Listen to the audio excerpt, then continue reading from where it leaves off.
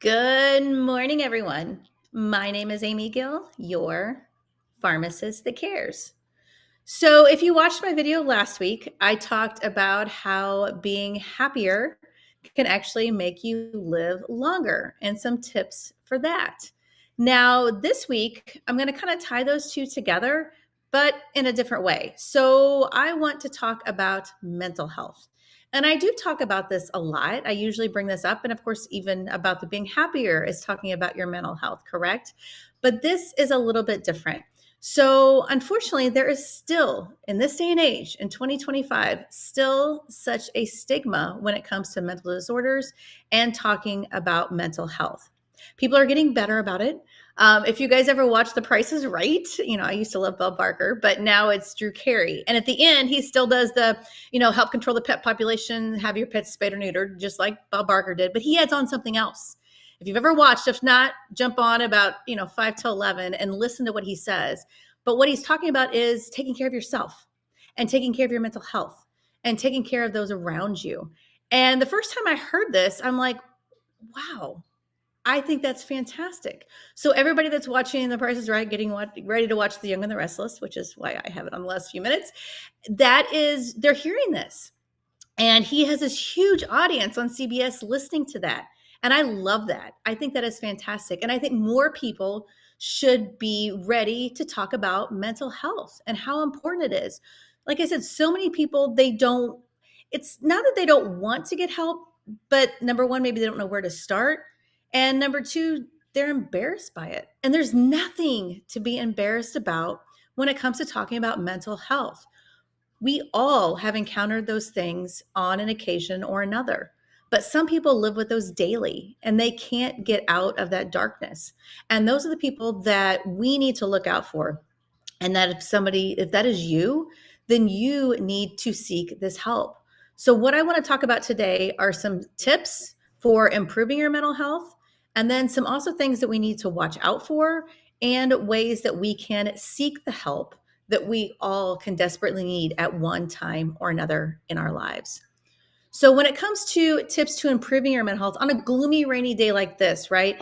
It's easy not to get as much done around the house. I know when the sun is shining bright out, I am like running around. I don't need music on, right? It's so easy to get stuff done.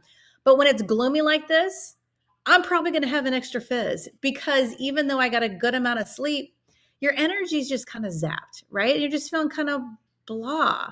Or you're just looking around. It's just, it's still winter. It's still cold. It's raining. Everybody has, those days. And some people have what's called seasonal depression, and that is because, the days are shorter. We have days like this that it's gloomy. It's not pretty and snowing. It's just rainy and yucky.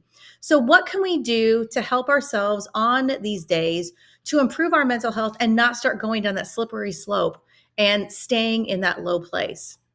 Number one, exercising. You guys, all these things with your mental health are good for your physical health as well. And of course, exercising is going to be good for your physical health. But if you can get out and go to the gym, right? It's bright there. And even if you don't want to go to the gym, fine, do something at home. But exercising about 3 times a week is going to improve not only your physical health, but your mental health. It's going to give you all this new energy, and you are just going to start feeling better. It's those endorphins that get released, right? You want to push yourself. When you wake up after the first day of working out or doing a different workout, you're like, oh, I hurt, but it's a good hurt. Okay. So all these things really can be a very easy first step in helping your mental health. If you know somebody around you that's kind of in the same boat, get them to go with you. And that helps your accountability as well. But don't go to the gym alone, even if you're going to work out at home. Whether you're calling somebody saying you're going to do it, get on a Zoom call. People still do those things, right? Do it together. That really is going to help you do it longer. The next thing is eating right. Again, that's going to help your physical health, but it's going to help your mental health. If you are eating nothing but sugars and junk all day long, what does that do? It kind of causes this brain fog, right? Which isn't good for your mental health. And you just feel blah. And then you just keep eating that stuff and you just feel yucky and bloated. And it's just this vicious cycle you're never going to get out of.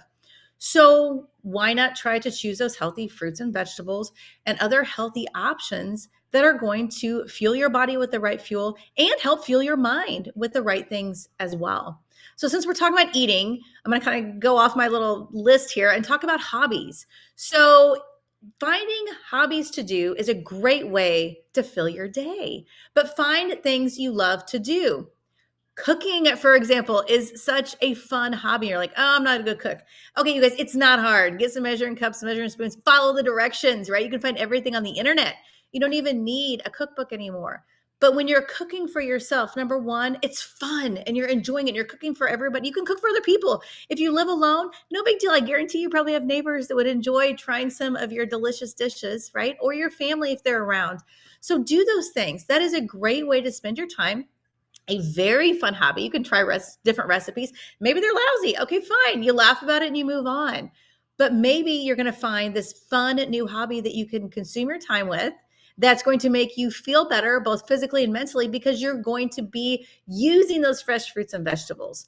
So everybody's hobby is not going to be the same. Maybe it's not cooking, but find something that you love to do. Even if it's collecting something. I know some people, they enjoy collecting even like baseball cards, hockey cards, football cards. That's fine. I don't care what age you are. Some are still very young at heart and they enjoy going through these things. Do it. There's card shops you can still go to looking for those rare things, or even those comic books. All these different things, these hobbies, these collections, all these things you can do that are really fun things to get you excited, right? And not just be sitting here at home doing nothing. If you are sitting at home and you're like, I need something to fill my day, and you love to read, really be intentional with what you're reading. Read things or listen to Audible, whatever it is, things that are going to lift you up. No, I'm not saying to shut off the news and shut off everything that's happening in the world, because there's so much going on. But if you let that consume you, that is really going to consume you. And it's really going to be hard on your mental health if that's all you listen to. So change it up. Listen to some self-help books. If you're going to watch a movie, watch a comedy, right? I don't like to watch anything too serious. There's way too much serious. I would rather do that. Find those things that can lighten the mood up a little bit, and you'll see what that's going to do for your stress and for your anxiety as well. I did talk about sleep because I was talking about getting enough sleep. That is huge when it comes to your physical and your mental health. You have to get enough sleep. As I've said before, you can't catch up on the weekend. That's not it. But if you find yourself just not wanting to get out of bed in the morning, no matter how many times that alarm has went off because you just don't have the desire, that's when you need to find somebody to talk to. Because everybody's, again, if it's one day, it's okay. We're all going to have those days. There's always something going on. But if this becomes something that happens on a more frequent basis, then we need to look into finding someone, a professional to talk to, because that is so important. So getting that adequate amount of sleep is going to help with stress, anxiety, and not being irritable. But there's another thing about not wanting to get out of bed. And if that is the case, we definitely need to have a conversation about that. So please reach out to me. The next thing is to practice gratitude. So we've talked about this before. When you're getting in those slumps, think about being grateful for what you have around you. We just got new carpet in the house, and I had to move about 2/3 of the house into about 1/3 of the house. And it is still sitting here because I'm going to go through it. And I could let that overwhelm me, or I could look at it a different way, to be grateful that my children, that we can provide for them, that they have these toys, they have all these piles of books, and they have all these clothes and all these things. Be grateful for that. Don't let it frustrate you. Think about all those people that don't have those things. And that's exactly what I told the boys. I'm like, you have a lot of things that you're very grateful for, but we need to go through them and we need to donate to people that are less fortunate. So when you do those things, it makes you feel so good. So please practice gratitude, but at the same time, think about what you can do to help others. That is key. And that's really a good thing to teach your children as well. Socializing. Socializing is so important for our mental health. When we went through the pandemic, this was probably the hardest thing, especially for me. I love being around people, and being shut in, not being able to go out to see people, to get those hugs, that's really, really hard. But there are some people that on a normal basis, they don't want to go out. They just don't want that socialization. And this is hard on your mental health. So if this is you, push yourself to go out. Find your friends that are there. They're there. They're there. Reach out to them. Say, can we have breakfast, coffee, lunch, whatever it is? Go to the show, anything. Just get out of the house and socialize. That is so important. If you are a person that has a friend like that that never wants to get out, go over and see them. Sit there with them. If they don't want to get out of the house, that's fine, but go be with them. We should not be alone, because if we're alone with our thoughts, they can go down a very, very bad slippery slope again. So please check on those friends. And if that person is you, then please reach out to others. It is so important that we have that social interaction. Avoiding substances that are not good for us. Again, I'm talking about drugs, alcohol, even smoking, all those things in moderation. Those are fine. But some people, moderation is not an option for them. So if that is the case, avoiding them altogether is the best thing to do. Just keep them out of the house, keep them out of your life. And if you have people that enjoy those things and that is something that you really can't be around, then choose those situations carefully, because again, your mental health is the most important thing there is. Self-care. It is so important that we take times for ourselves. It is hard. I understand that. I've had to schedule that in before on my calendar with a little star. Sometimes I'll write me, but it's crazy. Sometimes I even feel bad writing me on the calendar because I feel guilty because of taking that time when it's so important. So if you see a star on my calendar, it probably means I'm going to do something fun, something that I find fun and relaxing, whether it's, taking a walk in the park, walking around the mall, just to be around people and to see all the fun, the music, the bright, especially around Christmas time. I love that. Whatever it is that you find fun, take time for yourself. If you like to meditate, if you like yoga, the sound spa, any of those kind of things, find something that you can do for yourself. Because if you don't take care of yourself, you're not going to be able to take care of anybody else around you. And I know you guys have heard this before, but it's the whole being on the airplane, put the oxygen mask on first. You have to do that. If you don't put that oxygen mask on first, you're not going to be able to help the person next to you. And that is so important, yet it is so hard sometimes to take care of yourself, but key. So again, if you need some ideas, if you need help, if you just need to talk through the guilt, reach out to me. I totally understand that, especially being a busy mom and wife. I get it. The guilt is there, but you have to realize self-care is so important. Now, if any of these things have hit home to you, or if you know somebody that struggles with mental health, counseling is a must. Again, it is hard to ask for help. And sometimes talking is all you need. Sometimes it's coming to the pharmacy and getting those prescriptions filled. And some people still have a stigma about taking prescriptions for anxiety and depression and all mental health disorders. Do not let that stop you from getting the help you need. What would you rather, spiral out of control, or try getting the help, try taking the prescriptions? Now, yes, I know, and I've heard these things over and over. The sheets that you get from the pharmacy, they're full of side effects. Read the side effects on Tylenol. I bet you take Tylenol without even thinking twice, right?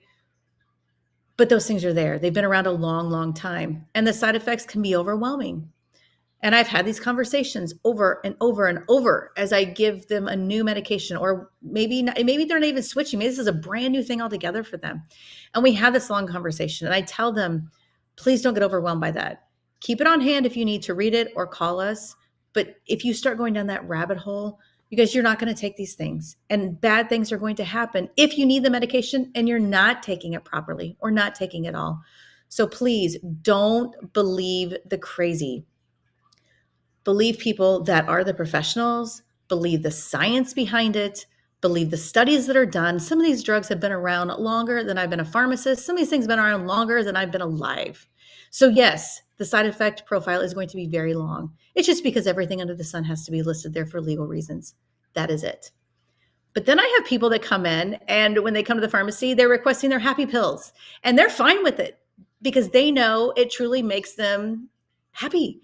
And, some joke that, their family's like, you have to get it filled. You're down to a couple, because they know that they need those things. And that's fine. If they want to joke about it and laugh about it, that's fine too, because they know that those things are helping them. But again, I'm going to urge you, please, to talk to a professional if any of these things are the case, or if you know anybody.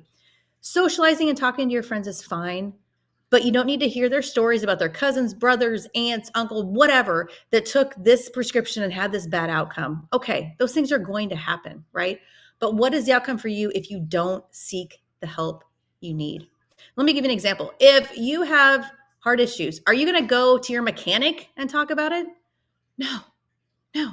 They can work on the valves and all this stuff on your car, but they can't work on your heart valves. Okay, so why are you having this conversation with them? Even my friend Mike Winslow, who is a fantastic professional photographer, he will tell you to get a professional photo. Everybody has a camera on their phone. Everybody thinks they're a professional photographer. You are not. If you do not have the certification and the training behind it, you are not. You might get lucky once and the lights just work in and you take this fantastic picture, but more than likely, no. Seek out the professionals. That is key when it comes to mental health as well. Seek out the professionals. It's fine to, like I said, have those social conversations, but whether you're wanting a professional headshot or you're needing to take care of your mental health or heart issues, please seek out the professional with the training that can help point you in the right direction. So, as I close out, again, I'm going to urge you, if this hit home to you, or if this hit home to somebody that you are close to, please don't delay. Reach out to them, have them reach out to me. Let's chat. Let's see if we can point them in the right direction to help get them the help and the guidance they need. My name is Amy Gill, your